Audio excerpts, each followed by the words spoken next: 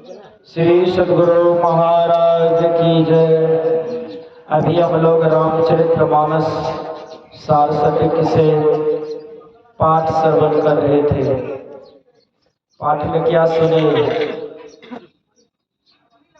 कर्म के मुताबिक दुख तो भगवान को भी हो जाता है। कर्म के मुताबिक दुख भगवान को भी होता है। नहीं, भगवान भी दुख से नहीं बचे हैं। कर्म प्रधान विश्व करि राखा, जो जस करनी तस फल चाखा। क्या कहते हैं? कर्म प्रधान है। जो जस करनी तस फल चाखा। जो में चाहे संत आ जाए, भगवंत आ जाए, जो जीव जंतु आ जाए, जिस तरह का कर्म करेगा उस तरह का फल उन्हें भोगना होगा। वनवास, भगवान श्री राम को वनवास मिला है। कितने दिन के लिए मिला है? 14 वर्ष के लिए मिला है।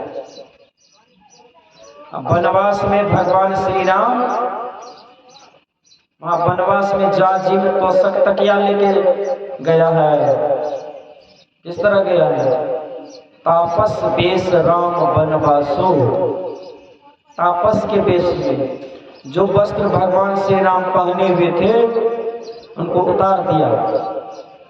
यही सन्यासी वाला वेश पहना के भगवान को वन भेजा।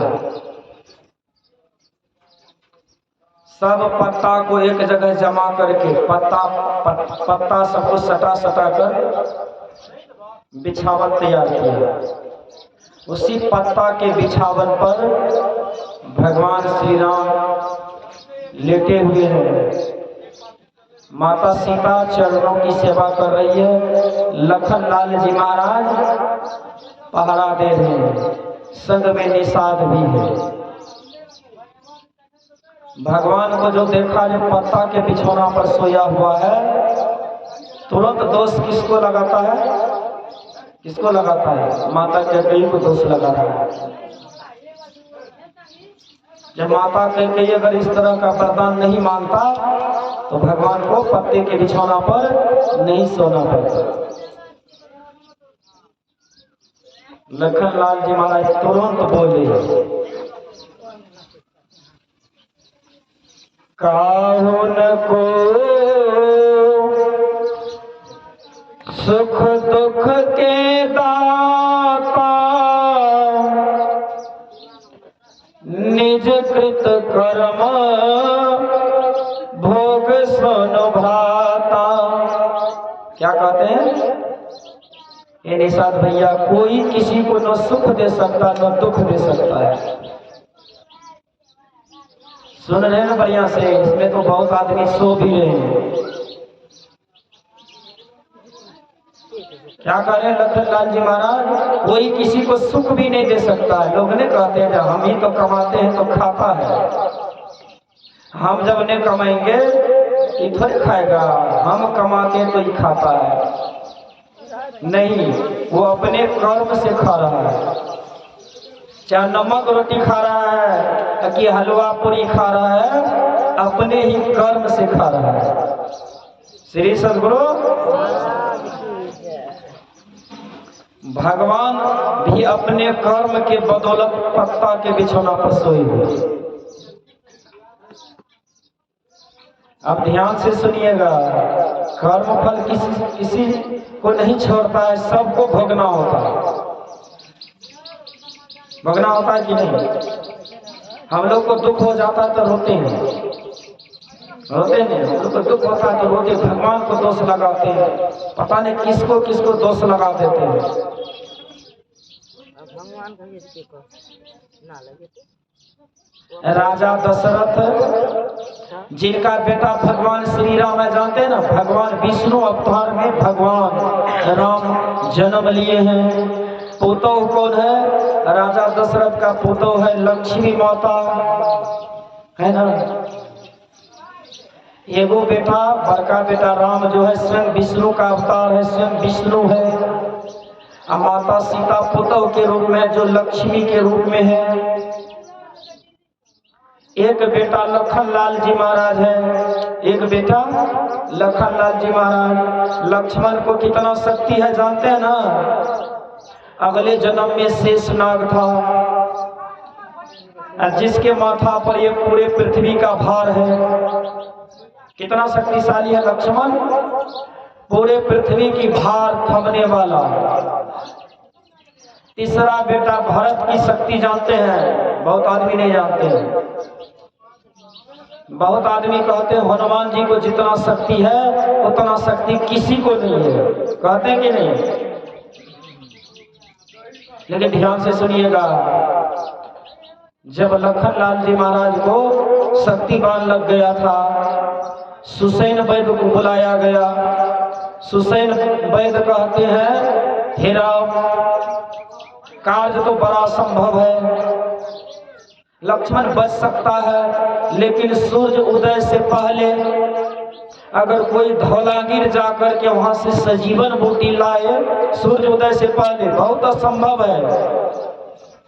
अगर इस असंभव कार्य को कोई कर दे तो लक्ष्मण बच सकता है। हनुमान जी आशीर्वाद मांगे, चल दिए। सुसैन वैद्य से पूछा जो वो बूटी होगा कैसे? सुसैन वैद्य कहते वो चमकता होगा, वो बढ़ता होगा, बालों की तरफ चुप भुक बढ़ता होगा। हनुमान जी चले गए। अब वहां देखे रावण कम मायावी नहीं थे, बहुत मायावी थे। रावण को जैसे पता चला कि हनुमान ने गया है सजीवन बूटी लाने के लिए, तो सब जितने पेड़ पौधा था सब बढ़ रहा है। अब हनुमान जी जैसे देखा सब बढ़ रहा है। सुसैन वैद्य तो कहा था जो संजीवनी बूटी होगा वही तो बढ़ेगा, ये तो देखते सब बढ़ रहा है। अब करेंगे क्या? यहाँ पर ज्यादा समय लगेंगे, समय है नहीं। तो हनुमान जी भगवान श्री राम का नाम लेकर के जय श्री राम कह करके इतर हाथी पर धौलागिर पहाड़ को उठा लिया। अब वो पहाड़ को लेके उड़े उड़े आ रहे हैं। किस रास्ते से आ रहे हैं? जिस रास्ते में भरत जी महाराज ध्यान में मगन है। अब विचारने की बात है, एक हेलीकॉप्टर अगर थोड़ा नीचे से उड़ता है तो लगता है गांव घर को अलगा दिया। अब विशाल धौलागिर पर्वत को लेके जो आ रहा है लगता है परले आ जाएगा, इस तरह से आवाज आ रहा है। भरत जी जो ध्यान में थे, भरत जी के मन में हुआ जो कई का मन लगता है नहीं भरा है, कोई कुबुद्धि दे दिया होगा मन में जो 14 वर्ष के बाद राम आ ही जाएंगे, इसीलिए कोई सिखा दिया होगा जो वनवास में पहाड़ गिरा के राम को वन में ही खत्म कर देना है। इसलिए लगता है माता कैकेयी का कुछ चाल है। तुरंत आंख खोले और ऊपर में देखे एक विशाल पहाड़ को लेकर के कोई बंदर उड़े जा रहा है।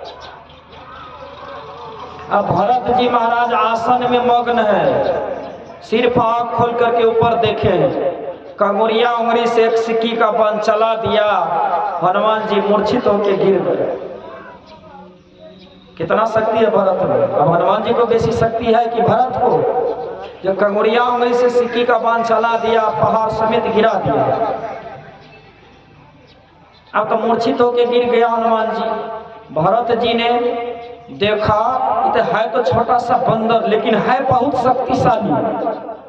भरत के मन में है तो छोटा सा बंदर लेकिन बहुत शक्तिशाली है।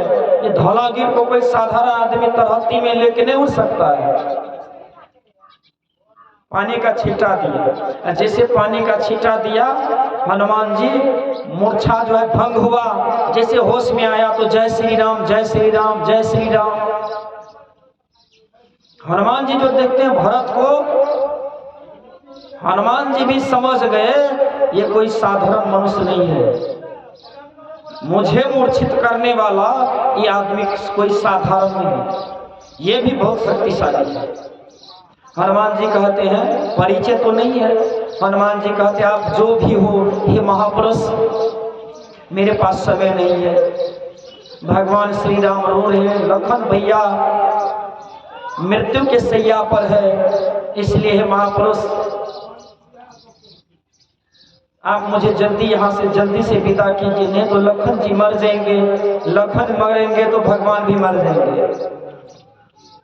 जैसे ये सूचना सुना भरत जी कहते प्रभु श्री राम संकट में है, लक्ष्मण भैया संकट में है, तू पराया होकर के तो प्रभु श्री राम के काम में मग्न है, मैं अपना सहोदर भाई होकर के मैं प्रभु के काम में विघ्न डाला।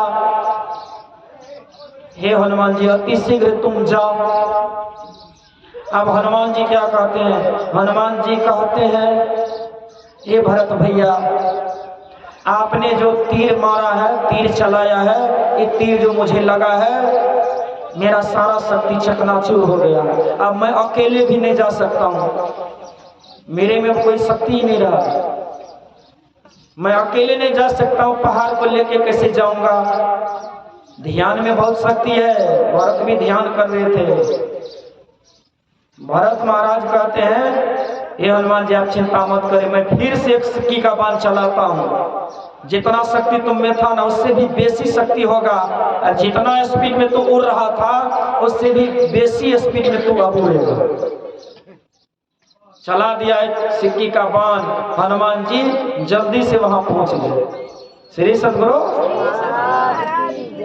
मैं इसलिए जना दिया शक्ति को, जो एक बेटा तो स्वयं विष्णु है, वो तो लक्ष्मी है, एक बेटा लखन लाल जी महाराज पूरे पृथ्वी की भार थामने की सामर्थ्य है, एक बेटा हनुमान जी को भी मूर्छित करने का सामर्थ्य है। कितने शक्तिशाली बेटा सब है, समझ रहे ना कितना शक्तिशाली बेटा सब है। लेकिन एक पाप हुआ जो भूल से हुआ है। जहर चाहे हंस करके खाइए कि रो करके खाइए, कोई अगर हंस करके जहर खाएगा तो नहीं मरेगा, मरेगा कि नहीं? चाहे हंस के जहर को खाइए कि रो के, मार देगा आपको।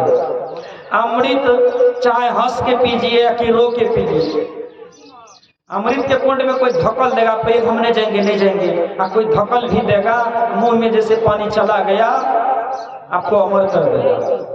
ठीक उसी तरह पाप, चाहे पाप आप छिप के करे कि दिखा के करे कि भूल से करे, पाप का फल भोगना होता है। राजा दशरथ सब कोई जानते हैं, शिकार खेलने का शौकीन था। एक दिन भूल से, ये नहीं जानते हैं जो कोई मनुष्य श्रवण कुमार पानी भर रहा, ये नहीं जानते थे, मन में हुआ कोई मिर्गा पानी पी रहा है। शब्द वेदी बांध था राजा दशरथ के पास, शब्द जहां से शब्द आया उस शब्द को सुन करके बांध छोड़ देते थे, देख करके नहीं, निशाना का कोई जरूरत नहीं है। शब्द जहां से आया मंत्र पढ़ करके वहां पर तीर छोड़ देते थे, लग जाता। श्रवण को भी लग गया। अब राजा दशरथ श्रवण के पास जब पहुंचे तो क्या हा राम हा राम हा राम मुंह से निकल रहा है। राजा दशरथ थर थर कांप रहे थे, ये क्या हो गया, हे विधाता ये क्या हो गया। राजा दशरथ अपना प्रायश्चित करने के लिए तैयार है। राजा दशरथ कह रहे हैं हे श्रवण, मेरा प्राण निकाल करके भी तुम्हारा प्राण अगर बच जाए तो मैं तुम्हें जिंदा करूंगा, मैं अपना प्राण निकालने के लिए तैयार हूं। लेकिन श्रवण कहते हैं राजन ये व्यर्थ जाएगा, अब मैं चंद मिनटों का मेहमान हूं, आप अगर कुछ करना चाहते हमारे लिए तो मेरे अंधे माता पिता को पानी पिला दीजिए। श्रवण कुमार लोटा में पानी लिया, राजा दशरथ लोटा में पानी लिया, वही लोटा और चले आए कहाँ? अंधा आंधी के पास। अंधा आंधी पैर के आहट से पहचान गए तो मेरा बेटा नहीं। तुम कौन है? जल्दी बताओ नहीं तो श्राप दे दूंगा। राजा दशरथ कहते मैं राजा दशरथ हूँ। मेरा बेटा कहाँ है? मेरा बेटा श्रवण कहाँ है? मेरा बेटा कहाँ है? राजा दशरथ कहते श्रवण मेरे हाथों से मारा गया। मेरे बेटा को तो मार दिया जो मेरा सहारा था। अब श्राप देते हैं, कहते पुत्र के वियोग में अब मैं तरफ तरफ के मरूंगा। क्या कहते हैं? पुत्र के वियोग में अब मैं तरफ तरफ के मरूंगा। जिस तरह मैं तरफ तरफ के मरूंगा उसी तरह तू भी मरेगा। किसको श्राप दे रहे हैं? राजा दशरथ को, जो सामर्थ्यवान है कि नहीं? कितना सामर्थ्यवान है? मैं तो सुना दिया कितने बलशाली बेटा सब है। इतने सामर्थ्यवान राजा दशरथ को श्राप दे दिए हैं। ध्यान दीजिएगा, पाप का फल कम नहीं होता है। ये जो कहिएगा एगो जीव को मारे हैं तो एक के बार मर करके बच जाएंगे, ऐसा नहीं होता है। अंधा अंधी को मरने में कितना समय लगा है? टीवी में देखे होंगे, मोबाइल में, अंधा अंधी को कितना समय लगा मरने में। श्राप दिया, हमको लगता 5 सेकंड में, ऐसे एक बार हिचकी आया और प्राण निकल गया। अंधी वो भी एक बार हिचकी आया, प्राण निकल गया। लेकिन राजा दशरथ को कितना गुनाह करके भोगना पड़ा है। शायद राजा दशरथ को एक बार हिचकी आता मर जाता, ऐसा नहीं हुआ है। बहुत तड़पना पड़ा, बहुत वियोग हुआ, बहुत तड़पा है।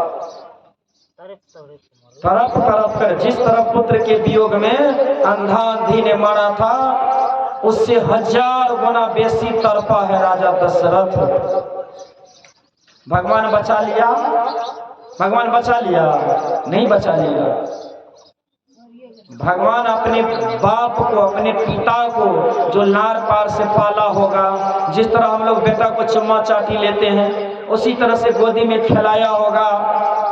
लेकिन जब कर्म की बारी आते हैं तो भगवान कहते जो जस कर्म तस फल चाखा, इसमें कोई गुंजाइश नहीं। श्री सद्गुरु। इसीलिए संत महात्मा कहते हैं भगवान का भक्ति क्या करेगा? भगवान के दरबार में इंसाफ है। भगवान के दरबार में क्या है? इंसाफ है। वो जैसा कर्म कीजिएगा वैसा फल आपको देगा। लेकिन संत के दरबार में संत अगर खुश हो गया, गुरु अगर खुश हो गया तो गुरु महाराज भगवान को मना लेते हैं। मना लेते हैं कि नहीं मना लेते? मना लेते हैं। आपके कर्म जो है उनको मिटा देंगे। ये सामर्थ्य गुरु महाराज को। फल तो भोगना पड़ेगा, लेकिन वो फल किस तरह हो जाएगा इसको सुनिए। अगर आप संत के शरण में जाके ध्यान भजन करते हैं, भोगना तो पड़ेगा, लेकिन आप हंसते हंसते भोग लीजिएगा। जिस तरह मैं एक उदाहरण देता हूँ।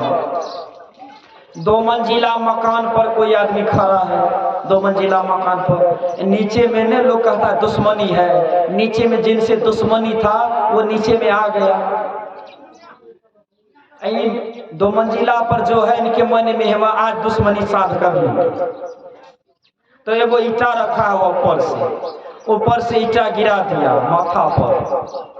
अब 2 मंजिला मकान पर से कोई ईटा गिरा दे, नीचा में किसी के माथा पर गिरा दे तो बचेगा? बचेगा? नहीं बचेगा। कर्म बन गया ना, आप गिरा के मार दिए तो आपको भी मारना है कि नहीं मारना है? आपको भी ठीक उसी तरह मारना है। लेकिन अगले जन्म में जो मारा है ईटा गिरा करके, नहीं कहते हैं कहावत में जे ईटा फेंकते है तो भगवान ओकरा तरफ कौन चीज फेंके से? बोल्डर फेंकता है कि नहीं फेंकता है? लेकिन अगर आप संत के शरण में चले गए तो अगले जन्म में बदला, आपको भी बोल्डर गिराएगा। तो संत करते क्या है? संत भगवान को कहते हैं भगवान ये भक्त मेरे शरण में आ गया है, मैं ये नहीं कहता हूं, मैं ये नहीं कहता हूं, मैं ये कहता हूं भगवान जो ईटा गिराया है ना, इनको भी ईटा गिरना चाहिए, लेकिन भगवान वजन तो वही रहेगा, वजन वही रहने दीजिए, लेकिन इनको रुई बना दीजिए। गुरु महाराज क्या कहते हैं? कहते हैं वजन वही रहेगा। ईटा का कितना वजन होता है? ईटा का जितना वजन होता है, कहते हैं भगवान जितने वजन का ईटा था उतने वजन रहेगा, 5 किलो वजन रहेगा, लेकिन रुई बना दीजिए। 5 किलो रुई अगर 2 मंजिला पर से गिरा देगा किसी के माथा पर तो क्या होगा? कुछ होगा? कुछ नहीं होगा। लोग हंस के कहेगा हे रे अखन अगर दोसर चीज रहती तब की हेती रे, नहीं कहता है श्री सदगुरु। गुरु के चरण में जाने के बाद यही तो होता है, कर्म का फल आप भोग लीजिएगा, हंसते हंसते भोग लीजिएगा, पते नहीं चलेगा। ये है संत की शक्ति। इसीलिए सज्जनों, माताओं, बहनों, जो संत के शरण में चले जाते हैं तो संत उनको अपना लेते हैं।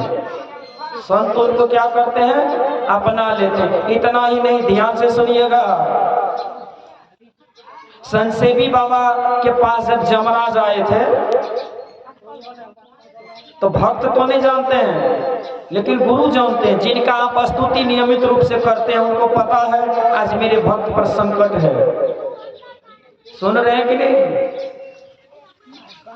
क्या होगा अगर आप सही में गुरु के भक्त हैं? अगर किशनपुर में आपको एक्सीडेंट होके मरना है तो यहीं पर पंक्चर कर देगा गुरु महाराज। कैसा कर देगा? यहीं पर गाड़ी पंक्चर हो जाएगा। मैं दाबी के साथ कहता हूँ, चैलेंज के साथ, मुझे पूर्ण विश्वास है गुरु महाराज पर।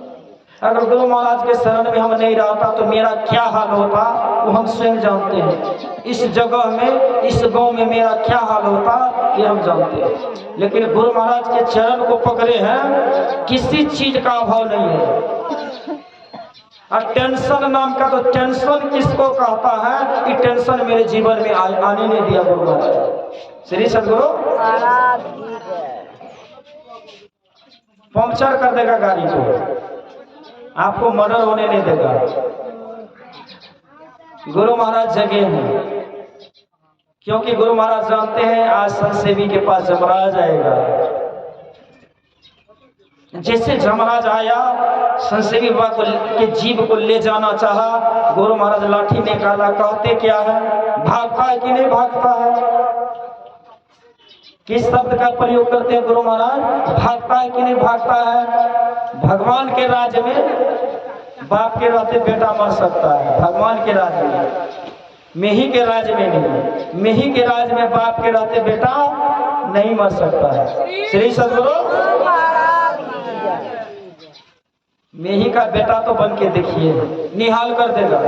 पूरे विश्वास के साथ कहता हूँ, मेही का बेटा तो बन के देखिए, जीवन में कभी दुख नहीं आने देगा।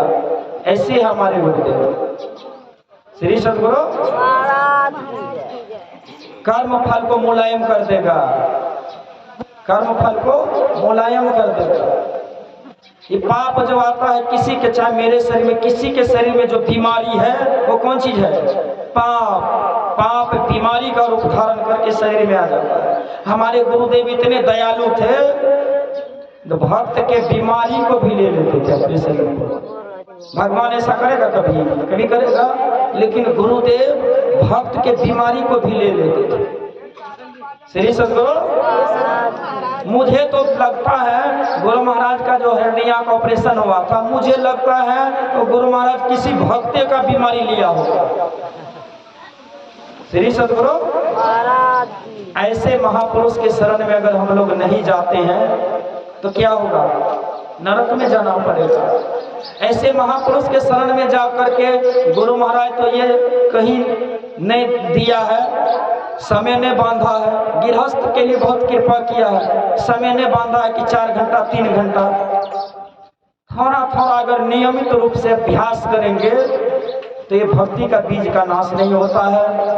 ऊंच नीच घर जन्म लो तो सत्य के संग बारंबार मानव का शरीर मिलेगा। अगर 3 टाइम ध्यान करते हैं प्रत्येक दिन सुबह शाम स्तुति प्रार्थना करते हैं, समझ लीजिए मानव शरीर मेरा सुरक्षित है। कैसे घर में? श्रीमान के घर में, साधारण घर में नहीं। जिस घर में सब चीज से भरा पूरा है उस घर में जन्म होगा। 100 परिवार वैष्णव होगा, वैसे घर परिवार में जन्म होगा। तब तक मानव शरीर मिलता रहेगा जब तक गुरु महाराज के गोद में जाके नहीं बैठ जाएंगे। बोलिए प्रेम से श्री सद्गुरु महाराज की जय।